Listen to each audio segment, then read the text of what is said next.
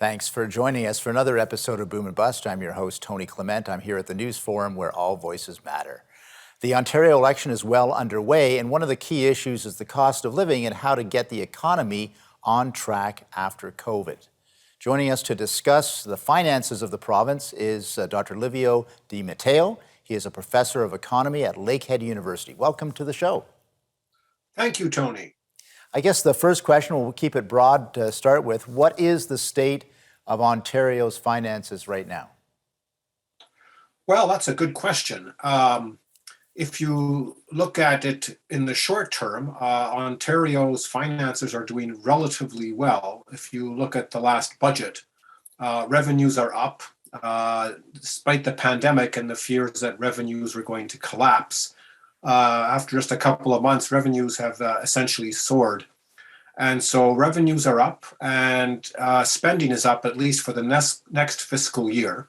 The deficit is lower than they were projecting.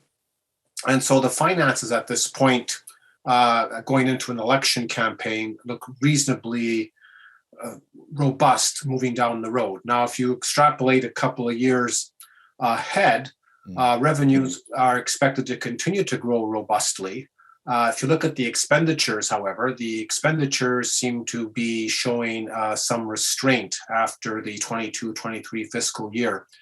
So once you take population and inflation into account, you're looking at revenues probably growing at 0.5% a year per capita, but the real per capita spending, again, adjusting for population and inflation, is actually going to decline a bit. So, obviously this was a budget that was never going to pass the legislature because they delivered the 2022-23 budget, the Ford government did, and then issued the writs, and we're now into an Ontario election. So I know it's hard to kind of analyze in that situation, but do you think the budget accomplished some things for Ontario voters and Ontario population? Well, there's an awful lot of infrastructure spending being planned. Aside from the program spending, which is essentially what I kind of mentioned in the total expenditures and total revenues. If you look at the infrastructure spending, the government is proposing over $100 billion in infrastructure spending over the next decade. And that is going to be fairly substantial. I think any of the parties that form the government will end up doing a lot of infrastructure spending and repairing aspects of the province's infrastructure, health system, et cetera, because of the pandemic. Healthcare is certainly an issue, roads, transportation. And so this current budget promises an awful lot of highway construction. So along with proposed 413, there's going to be some widening of the 401, some work in Highway 7 near Guelph, apparently. Up here in Northern Ontario, they're looking at Highway 101 to Timmins, continued work on the Thunder Bay to Nipigon corridor to continue four-laning it. And there's work underway in Kenora, and of course, it's Highway 69. If you start adding that up, it's billions and billions of dollars.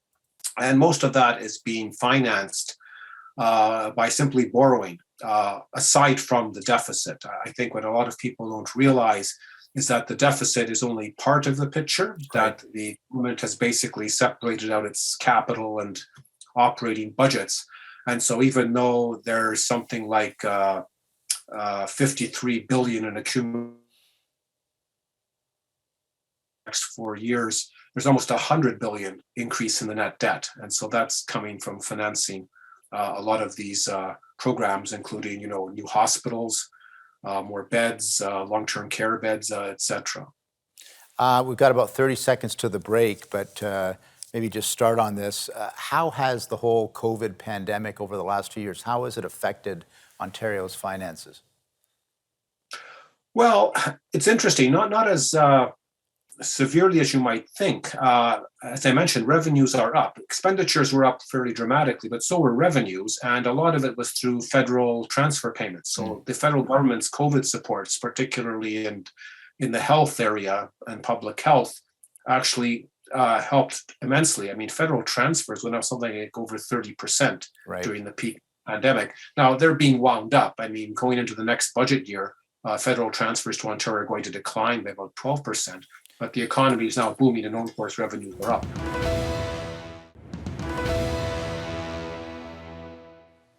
Welcome back to Boom and Bust. I'm your host, Tony Clement, here with Dr. Livio Matteo of Lakehead University. Livio, we're just talking about some of the things that have been impacting on the finances really throughout Canada. I mean, we're focusing in on Ontario, but the same can be said for the other 9 provinces and the federal government. You talked about the transfer payments that have been issued by the federal government. That's winding up a little bit, these COVID transfer payments. I want to look ahead a little bit. Obviously, we've got the biggest geopolitical event right now is the war in Ukraine. Seems to be having major supply chain impacts now on food supply as well as energy and so on. Any thoughts about how this is impacting on Ontario? Well, I think the immediate impact is probably on affordability and inflation. I mean, the supply chain disruption, first with the pandemic and now with the war in the Ukraine, of course, has led inflation to surge. So, if you look at the Ontario budget, they are forecasting inflation roughly 3 to 4% range over the next 2 to 3 years. But inflation already currently, if you annualize it, is getting close to 7%. In the U.S., it's over 8%. And so those types of disruptions are going to affect Ontario consumers when they go to the grocery stores. The price of gasoline now is already up here in Thunder Bay. It's over $2 a liter, and it's pretty close to that in the GTA also. So, I mean, that's, I think, in the immediate term, that is the major impact of the disruption. Now, in the longer term, the Ukraine is a major agricultural commodity producer. Large parts of the Middle East, for example, get their food supply, their foodstuffs from the Ukraine.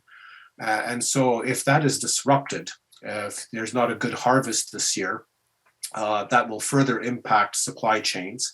Could also lead to other unrest in other parts of the world as prices rise. I mean, historically, whenever there's food shortages and rising bread prices, all types of political instability tend to occur. So, I mean, in the immediate term, will that impact Ontario? No. In the longer term, yes, if prices continue to rise, if there's more instability around the world, etc. And so even in the US, there's now talk of, with the rise in interest rates to curb inflation, that this might take us into a recession. Right. And so a lot of these forecasts, of course, are assuming that the economy, between 4 and 6%. And of course, if there's a recession, that won't be the case. And so you could end up in in a much different forecast scenario within 6 months to a year.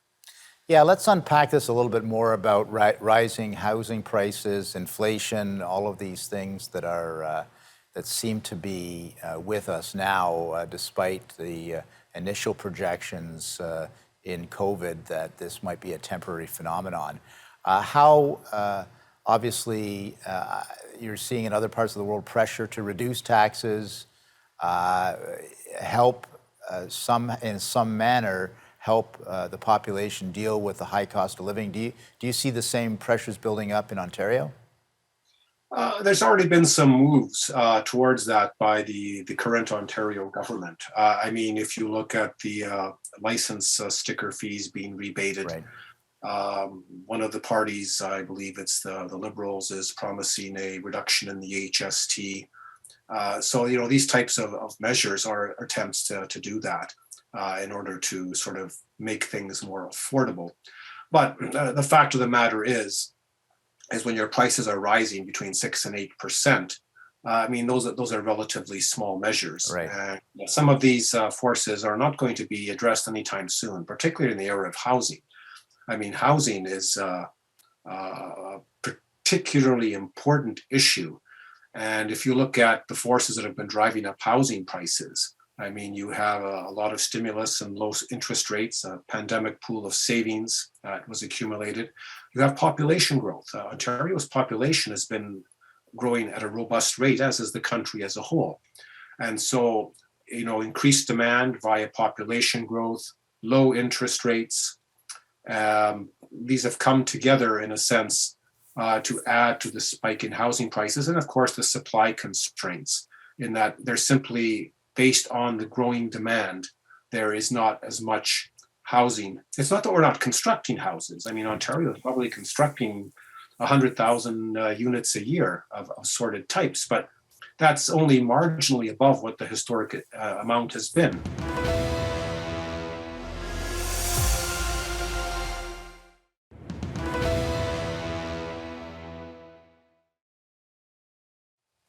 And we're back here at Boom and Bust. I'm your host, Tony Clement, here with Dr. Livio Matteo. He is a professor of economy at Lakehead University in Thunder Bay, Ontario. Livio, Canada is 38th out of 38 OECD countries in long-term growth projections. What does Ontario have to do to be more productive?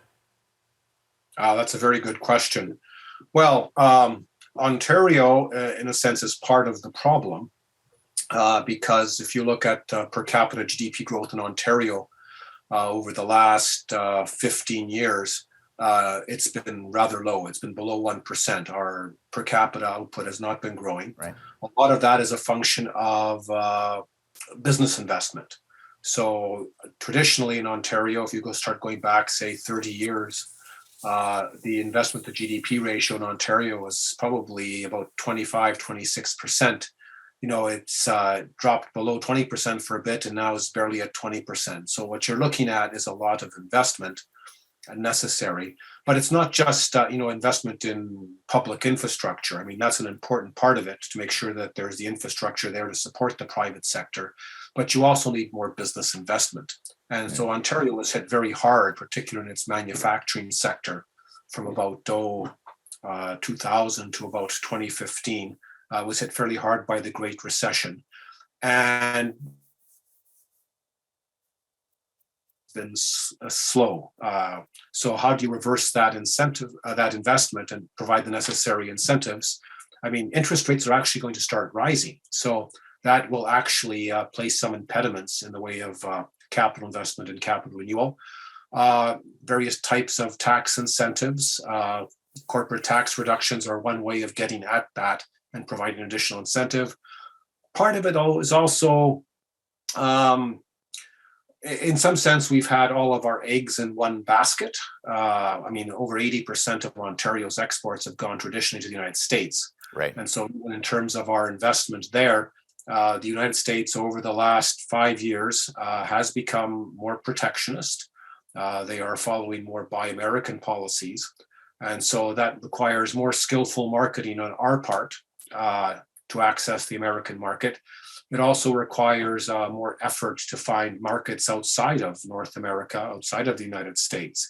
I'm not saying I have the solution to that, but the business sector basically has to pedal a lot harder, and anything that the government can do on the tax side or support side, I suppose, to assist them is useful.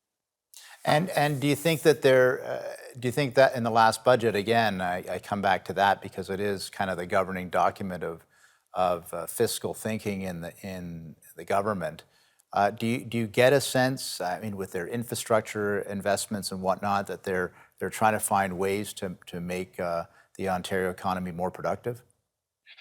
I think they are. I think if you sort of look through the budget carefully, there seems to be a sort of plan underlying it.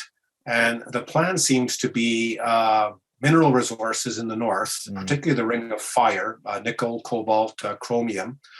They're seeing opportunities in the manufacturing of electric vehicles. So in a sense, this is a very old Ontario story. This is almost like the 19th, early 20th century, in that you have northern resources and then you have them as inputs into southern Ontario manufacturing.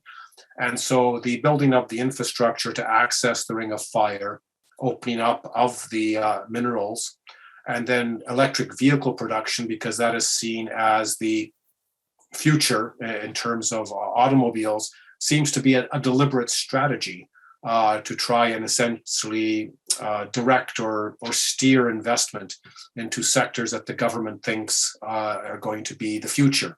And those, if I could interrupt just for a second, those electric vehicle assembly plant and other announcements, those were big announcements for Ontario. I mean, they're talking about a lot of money here. That's correct. So they're certainly looking at that as the future of Ontario industry, Ontario resource development, and depending, of course, how successful that is. I mean, governments always like to try and steer investment and direct opportunity, but in the end, it'll also depend on if we can do it in a manner that's competitive with other international producers. So we'll wait and see on that one for sure. We've got one more segment with our guest, Livio Matteo, Lakehead University. We'll be back with another series of questions. Please stay with us. We'll be right back.